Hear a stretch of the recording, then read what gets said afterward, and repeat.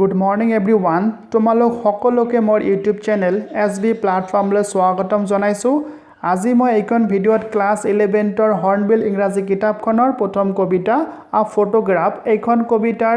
টেক্সচুৱেল কুৱেশ্যনৰ আনসাৰসমূহ আৰু লগতে কিছুমান মোষ্ট ইম্পৰ্টেন্ট এডিশনাল কুৱেশ্যনৰ আনসাৰ পঢ়াই দিছো। তোমালোকে জাস্ট মনোযোগৰে শুনিবা আৰু লগতে তোমালোকৰ সুবিধাৰ কাৰণে কুৱেশ্যনৰ আনসাৰসমূহ মই ইয়াত অসমীয়া ট্ৰান্সলেট কৰি দিছো আৰু লগতে যিসমূহ ডিফিকাল্ট ওয়াৰ্ড আছে সেইবোৰৰ অসমীয়া মই ইয়াত বুজাই দিছো। জাস্ট তোমালোকে কনসেন্ট্ৰেট কৰিবা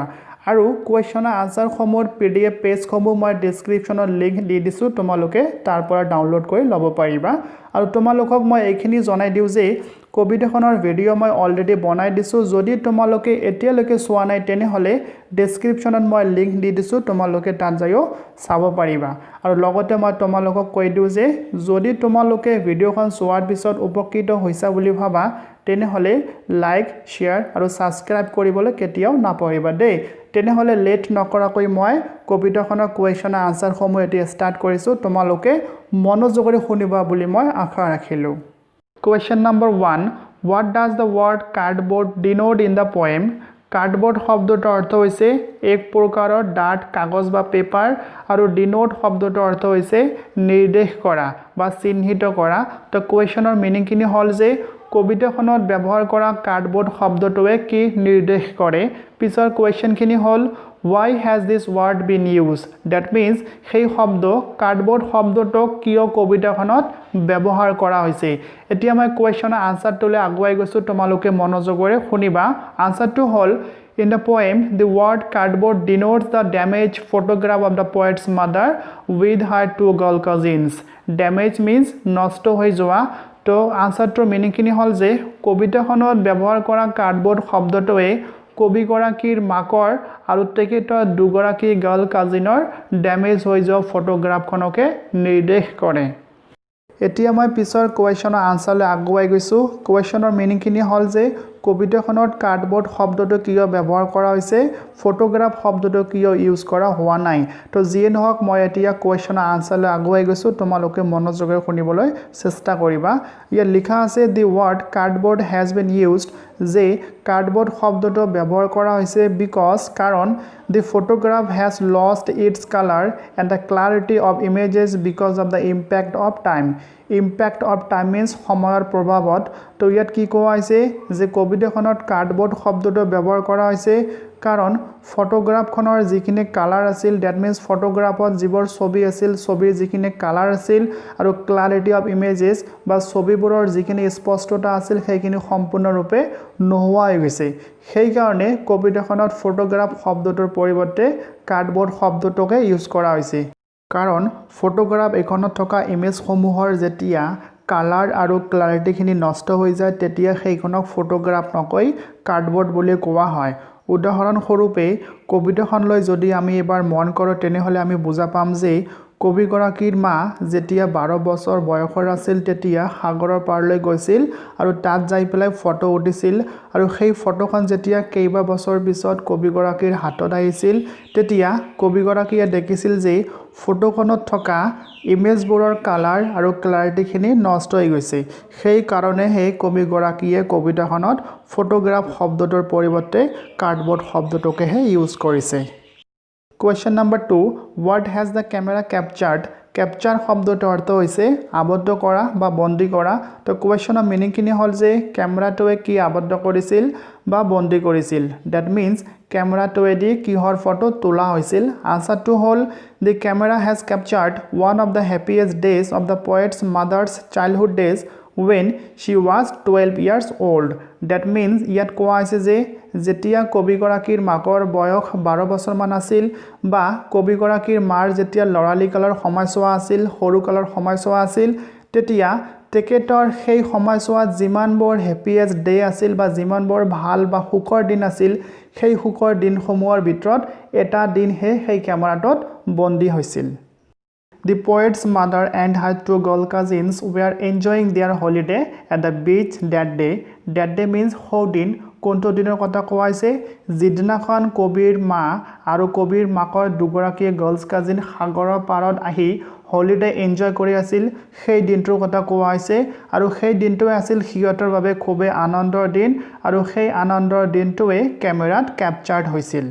Their smile, the sweet face of the poet's mother, and their holding hands of one another are all beautifully captured by the camera. That means, camera আৰু কি বন্দী হৈছে সেইখিনিও স্পষ্টকৈ ইয়াত বৰ্ণনা কৰা হৈছে যেনে their smile, their means ইয়াত কাক বুজোৱা হৈছে কবিগৰাকীৰ মা আৰু তেখেতৰ দুগৰাকী গাৰ্লছ কাজিনক বুজোৱা হৈছে যে সিহঁতৰ তিনিওজনী ছোৱালীৰ হাঁহি মুখখনৰ কথা কোৱা হৈছে যিখন মুখ কেমেৰাত কেপচাৰ হৈছে বুলি কোৱা হৈছে তাৰ পিছত ইয়াত কোৱা হৈছে the sweet face of the poet's mother that means কবিগৰাকীৰ মাকৰ মৰমৰ মুখমণ্ডলখনৰ কথা কোৱা হৈছে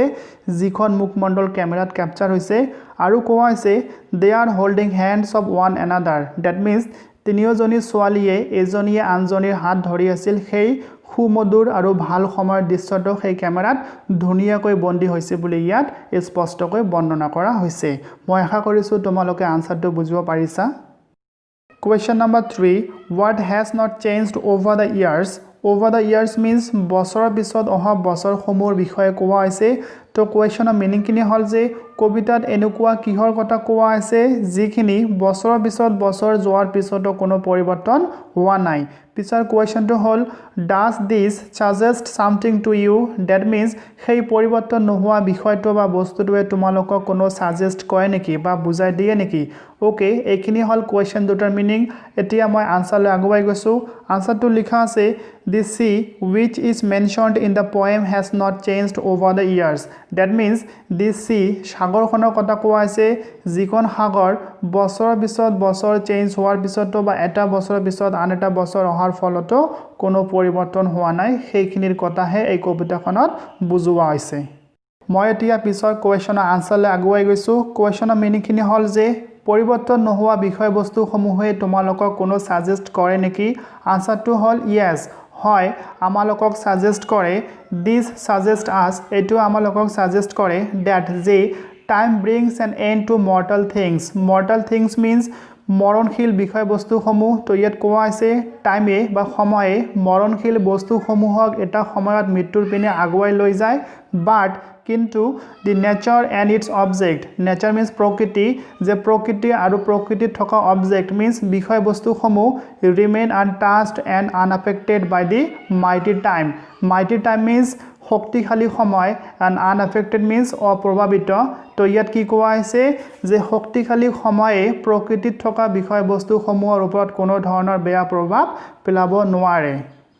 In the poem, the three girls' footprints on the seashore were washed away by the time, but the sea remains same over the years. তো ইয়াত কোৱা আছে যে in the poem, কবিতাখনত যি তিনিজনী ছোৱালীৰ কথা কোৱা আছিল সিহঁতে এটা সময়ত সাগৰৰ পাৰলৈ গৈছিল সিহঁতৰ হলিডে উপভোগ কৰিবলৈ আৰু সাগৰৰ উপকূলত যেতিয়া সিহঁতৰ ফুটপ্ৰিন্ট অৰ্থাৎ সিহঁতৰ ভৰিৰ ছাপ পৰিছিল সেইখিনি কিন্তু সময়ে বা সময়ৰ সোঁতত বা সাগৰৰ ঢৌৱে সেই ফুটপ্ৰিন্ট বা ভৰিৰ ছাপখিনি কিন্তু ধ্বংস কৰি পেলাই দিছিল বা নোহোৱা কৰি দিছিল কিন্তু সেই সাগৰটো কিন্তু বছৰৰ পিছত বছৰ যোৱাৰ পিছতো এতিয়াও সেম আছে কোনো পৰিৱৰ্তন হোৱা নাই তো ইয়াত ছোৱালী তিনিজনীৰ যি কেইটা ফুটপ্ৰিন্ট আছিল ভৰিৰ ছাপ আছিল সেই কেইটাক মৰ্টাল থিং বুলি কোৱা হৈছে যেটো সময়ে ধ্বংস কৰি পেলাই দিছিল আৰু যেটো সাগৰৰ কথা কোৱা আছে সেইটো হ'ল প্ৰকৃতিৰ অবজেক্ট প্ৰকৃতি এটা বিষয়বস্তু যেটো নেকি সময় কোনো ধৰণৰ প্ৰভাৱ পেলাব পৰা নাই তো এইখিনিকে কবিতাখনত আমালোকক সাজেষ্ট কৰিছে বুলি কোৱা হৈছে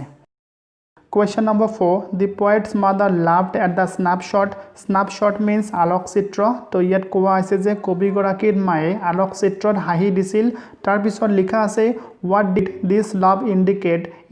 শব্দটোৰ অৰ্থ হৈছে নিৰ্দেশ দিয়া তো ইয়াত কোৱা আছে যে কবিগৰাকীৰ মাকৰ হাঁহিয়ে কি নিৰ্দেশ দিয়ে বা ইন্ডিকেট কৰে আনসাৰটো হ'ল The poet's mother laughed at the snapshot যে কবিগৰাকীৰ মায়ে snapshot that means যেতিয়া আলোকচিত্ৰটো তোলা হৈছিল তেতিয়া হাঁহি দিছিল and this love indicated her joyful childhood that means তেখেতৰ তেনেকুৱা হাঁহিয়ে তেখেতৰ চাইল্ডহুড যে খুবে আনন্দময় আছিল সেইখিনি ইন্ডিকেট কৰে and that was totally liberal means স্বাধীন বা মুক্ত আৰু তেখেতৰ সেই হাঁহিটোৱে এইখিনিয়ে প্ৰকাশ কৰে যে তেখেতৰ চাইল্ডহুডখিনি সম্পূৰ্ণৰূপে লিবাৰেল ফ্ৰী বা মুক্ত বা স্বাধীন আছিল Question number 5 What is the meaning of the line both worry with the labored age of loss তো ইয়াত এটা কবিতাৰ লাইন তুলি দিয়া হৈছে both worry with the labored age of line এই লাইনটোৰ মিনিংখিনি কি এইখিনি আমালোকক সুধিছে এতিয়া মই আনসাৰলৈ আগুৱাই গৈছো আনসাৰটো লিখা আছে the meaning of the line both worry with the labored age of loss is that এই লাইনটোৰ মিনিংখিনি হ'ল যে the poet as well as her mother undergoes a pain of loss means হানি বা ক্ষতি পেইন শব্দটোৰ অৰ্থ হৈছে বেদনা বা যন্ত্ৰণা আৰু আন্ডাৰগো শব্দটোৰ অৰ্থ হৈছে অনুভৱ কৰা বা অধীন হোৱা তো ইয়াত আমি কি বুজা পালো যে এই লাইনটোৰ জৰিয়তে আমালোকক এইখিনি বুজাই দিবলৈ চেষ্টা কৰিছে যে কবিগৰাকী আৰু লগতে তেখেতৰ নিজৰ মায়ে লস means হানি বা ক্ষতিৰ যিখিনি বেদনা সেইখিনি অনুভৱ কৰিছে বুলি লাইনটোৰ জৰিয়তে প্ৰকাশ কৰিবলৈ যত্ন কৰিছে তাৰ পিছত লিখা আছে the poet suffers the loss of her mother's sweet face and laughter that means কবিগৰাকীয়ে হেৰুৱাই পেলোৱা বস্তুখিনিৰ কথা ইয়াত উল্লেখ কৰিছে যে কবিগৰাকীয়ে তেখেতৰ মাৰ যিখিনি সুইট ফেজ আছিল আৰু মুখৰ যিখিনি লাফটাৰ হাঁহি আছিল সেইখিনি লস কৰিছে সেই লসত বেদনাত দুখময় হৈ পৰিছে আৰু তাৰ পিছত কোৱা হৈছে her mother suffers the loss of her joyful childhood days আৰু তেখেতৰ মাৰ যিখিনি লস আছিল সেইখিনি হ'ল যে তেখেতৰ মাৰ যিখিনি চাইল্ডহুড ডেজ আনন্দময় সময় আছিল সেইখিনি এতিয়া নোহোৱা হৈ গৈছে both of them were fatigued of trying to overcome the loss overcome শব্দটোৰ অৰ্থ হৈছে অতিক্ৰম কৰা that means দুখ বেদনা বা কষ্ট যিকোনো সমস্যা অতিক্ৰম কৰাটোকে overcome বুলি কোৱা হয় and fatigue শব্দটোৰ অৰ্থ হৈছে ভাগৰ ক্লান্তি বা জৰ্জৰতা তো ইয়াত কোৱা হৈছে যে দুজনেই that means কবিগৰাকী আৰু কবিগৰাকীৰ মা দুজনকে কোৱা আছে both of them দুজনে নিজৰ লস যিখিনি হানি বা ক্ষতি আছিল সেইখিনি ওভাৰকাম কৰিবলৈ অতিক্ৰম কৰিবলৈ চেষ্টা কৰিছিল আৰু যাৰ ফলত সিহঁতে এটা সময়ত ফাটিক হৈ পৰিছিল ভাগৰ বা জৰ্জৰতা হৈ পৰিছিল Question number 6 What does this circumstance refer to Circumstance শব্দটোৰ অৰ্থ হৈছে পৰিস্থিতি বা প্ৰেক্ষাপট This circumstance শব্দটো কবিতাখনত আছে কবিতাৰ পৰা ইয়াত তুলি দিয়া হৈছে আৰু আমালোকক সোধা হৈছে যে এই শব্দটো আমালোকক কি বুজাইছে তো আনসাৰটো হ'ল This circumstance refers to the death of the poet's mother তো এই শব্দটোৱে কবিগৰাকীৰ মাকৰ মৃত্যুটোকে ইন্ডিকেট কৰিছে বা বুজাই দিবলৈ চেষ্টা কৰিছে At her death, তেখেতৰ মাকৰ মৃত্যুত the poet's heart gets overwhelmed with nostalgic feelings and became speechless and silent. Speechless শব্দটোৰ অৰ্থ হৈছে মুখৰ পৰা মাত নলোৱা that means বাণীহীন আৰু nostalgic শব্দটোৰ অৰ্থ হৈছে অতীতত হেৰাই যোৱা বস্তুবোৰ পুনৰ এবাৰ পোৱাৰ যিখিনি আকুলতা ভাৱ সেইখিনিক বুজোৱাইছে and overwhelmed শব্দটোৰ অৰ্থ হৈছে অভিভূত কৰা তো এইখিনিৰ অৰ্থ হ'ল যে কবিগৰাকীৰ মাকৰ মৃত্যুত কবিগৰাকীয়ে তেখেতৰ মাকৰ সুইট ফেচখন আৰু সুইট ফেচৰ যি মধুৰ হাঁহি আছিল সেইখিনি পুনৰ উভতি পোৱাৰ যিখিনি আকুলতা ফিলিংছ আছিল বা ভাৱ আছিল সেইখিনিয়ে কবিৰ অন্তৰ বা হাৰ্টক ওভাৰহেলম কৰিছিল দ্যাট মিন্স অভিভূত কৰি তুলিছিল আৰু লগতে স্পিচলেছ আৰু সাইলেন্ট কৰি তুলিছিল দ্যাট মিন্স বাণী নলোৱাৰ নিচিনা কৰিছিল আৰু সাইলেন্ট কৰি তুলিছিল Question number 7 The three stanzas depict three different phases what are they depict শব্দটোৰ অৰ্থ হৈছে অংকিত কৰা তো ইয়াত কোৱা হৈছে যে তিনিটা stanzat তিনি ধৰণৰ ফেজ ডিপিক্ট কৰা হৈছে বা অংকিত কৰা হৈছে বা বৰ্ণনা কৰা হৈছে সেইকেইটা কি আলোচনা কৰিবলৈ কৈছে তো মই এতিয়া আনসাৰ লৈ আগুৱাই গৈছো তোমালোকে মনোযোগৰে শুনিবা The three stanzas depict three different phases. The তিনিটা stanzai তিনি ধৰণৰ ফেজ বৰ্ণনা কৰিছে they are সেইবোৰ হ'ল The first phase depict the smiling face and happy childhood days of the poet's mother with her two girl cousins at the beach. That means প্ৰথম ফেজটোৱে বৰ্ণনা কৰিছে কিহৰ বৰ্ণনা কৰিছে কবিগৰাকীৰ মাকৰ লগত দুগৰাকী গাৰ্লছ কাজিনৰ স্মাইলিং ফেজ আৰু হেপি চাইল্ডহুড ডেজ এইখিনি বৰ্ণনা কৰিছে The second phase describes the middle-aged poet's mother who laughs to the girl's cousin at the snapshot taken at the beach holiday when they were 12 of age. That means 2 number ফেজত এইখিনি বৰ্ণনা কৰা হৈছে যে যেতিয়া কবিগৰাকীৰ মা আৰু তেখেতৰ দুগৰাকী গাৰ্ল কাজিনে বিচলৈ গৈছিল তেতিয়া সিহঁতৰ বয়স প্ৰায় 12 বছৰমান আছিল আৰু সেই সময়ত যেতিয়া স্নাপশ্বট দ্যাট মিন্স আলোকচিত্ৰ তুলিছিল সেই সময়ত তেখেতৰ মায়ে হাঁহিছিল সেইখিনিৰ বিষয়ে 2 নম্বৰ ফেজত বৰ্ণনা কৰা হৈছে The third phase depicts the death of the poet's middle-aged mother and the poet laments the death of her mother and becomes speechless and silence তো থার্ড ফেজত এইখিনি কোৱা হৈছে যে 3 নম্বৰ ফেজত কবিগৰাকীৰ মিডল এজড মাদাৰৰ মৃত্যুৰ কথা কোৱা হৈছে আৰু তেখেতৰ মৃত্যুত কবিগৰাকীয়ে দুখ প্ৰকাশ কৰিছে আৰু দুখত দুখিত হৈ পৰিছিল আৰু দুখতে তেখেতে স্পীচলেছ আৰু সাইলেন্স হৈ পৰিছিল এইখিনিয়ে অংকিত কৰা হৈছিল তো মই আশা কৰিছো তোমালোকে ফেজ 3টা ভালদৰে বুজিব পাৰিছা Okay, এতিয়া মই তোমালোকৰ বাবে কিছুমান most important additional question আৰু answer আলোচনা কৰিম তোমালোকে মনোযোগৰে শুনিবা প্ৰথম কোৱেশ্চনটো হ'ল why is the age of 11 so important for the poet that means age of 11 কবিৰ বাবে কিয় so important হয় আনসাৰটো হ'ল the age of 11 is so important for the poet age of 11 কবিৰ বাবে খুবেই important হয় because কাৰণ That was the age of the poet's mother. Ekhini asil kobigorakir makor boyok when jetia the photograph was taken at the beach. Jetia bizot photograph khini tola hoisil. Hei babe he kobiye koise je age of 11 is so important for the poet. Question number 2 whose transient feat the poet is talking about transient শব্দটো অর্থ হৈছে ক্ষণস্থায়ী বা অস্থায়ী তো ইয়াত কবিয়ে কোনবৰ ভৰিক that means feetক ক্ষণস্থায়ী বা অস্থায়ী ভৰি বুলি কৈছে আৰু পিছৰ কোৱেশ্চনটো হ'ল why are they transient that means সেই ভৰিবোৰক কবিয়ে কিয় transient বুলি কৈছে এতিয়া মই আনসাৰ লৈ আগুৱাই গৈছো আনসাৰটো হ'ল the poet is talking about the transient feat of the poet's mother and her two girl cousins whose feet footprint laid on the beach that means কবিয়ে তেখেতৰ মা আৰু তেখেতৰ মাৰ দুগৰাকী গাৰ্লছ কাজিনৰ ফিটক ট্ৰানজিয়েন্ট ফিট বুলি কৈছে যি সকলৰ ফিট that means ভৰিৰ ছাপ সাগৰৰ বিচত দেখিবলৈ পোৱা গৈছিল পিছৰ কোৱেশ্চনৰ আনসাৰটো হ'ল কোৱেশ্চনৰ মিনিংটো হৈছে যে সেইবোৰ ভৰি কিয় ক্ষণস্থায়ী বুলি কোৱা হৈছে আনসাৰটো হ'ল they are transient হবৰ ক্ষণস্থায়ী because কাৰণ they are made from the mortal beings means মৰণশীল জীৱ জন্তুৰ কথা কোৱা হৈছে যে হবৰ মৰণশীল জীৱ জন্তুৰ পৰাহে সৃষ্টি হৈছে সেই কাৰণে সেইবোৰ ক্ষণস্থায়ী বা ট্ৰানজিয়েন্ট and time spares none except nature that means সময় প্ৰকৃতিৰ বাহিৰে কাকৈ নেৰে সেই কাৰণে so they are called transient সেই কাৰণে সেইবোৰ ভৰিক ট্ৰানজিয়েন্ট বা ক্ষণস্থায়ী বুলি কোৱা হৈছে Question number 3 What has the camera captured in the poem A Photograph A photograph কবিতাখনত ক্যামেৰাটোৱে কি ক্যাপচাৰ কৰিছে বুলি কোৱা হৈছে আনসাৰটো হ'ল The camera has captured the photograph of the poet's mother and her two girl cousins তো কবিতাখনত ক্যামেৰাটোৱে কবিৰ মাকক আৰু কবিৰ মাকৰ দুগৰাকী গাৰ্লছ কাজিনক ক্যাপচাৰ কৰিছে বুলি কোৱা হৈছে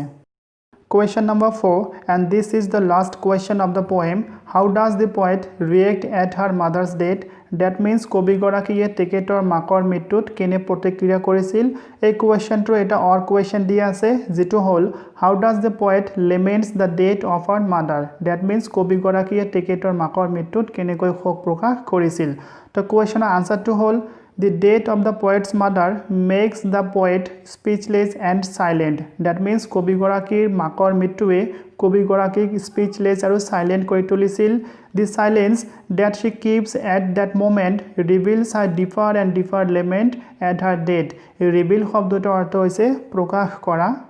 তো ইয়াত আমি বুজা পালো যে কবিগৰাকীৰ মাকৰ মৃত্যুত কবিগৰাকীয়ে যেতিয়া স্পীচলেছ আৰু সাইলেন্স হৈ পৰিছিল সেইখিনিয়ে এইটোৱে প্ৰকাশ কৰে যে কবিগৰাকীয়ে তেখেতৰ মাকৰ মৃত্যুত গভীৰ দুখ বা শোক প্ৰকাশ কৰিছিল তো ডিয়াৰ গাইজ মই আশা কৰিছো তোমালোকে হয়তো কোৱেশ্চনৰ আনসাৰ সমূহ ভালদৰে বুজিব পাৰিছা যদি তোমালোকে কোৱেশ্চনৰ আনসাৰবোৰৰ পৰা উপকৃত হৈছা বুলি ভাবা তেনেহলে কাইন্ডলি লাইক শেয়াৰ সাবস্ক্ৰাইব কৰিবলৈ নাপাহৰিবা আৰু লগতে ওচৰত থকা বেল আইকনটো প্ৰেছ কৰিবা যাতে তোমালোকৰ বাবে মই যিবোৰ ভিডিঅ' বনাই দিও সেইবোৰ যাতে তোমালোকৰ ওচৰলৈ অতি সোনকালে আহি যায় তো তেনেহলে ষ্টুডেন্টস আজিলৈকে এইখিনিয়ে ধন্যবাদ have a good day keep smiling thank U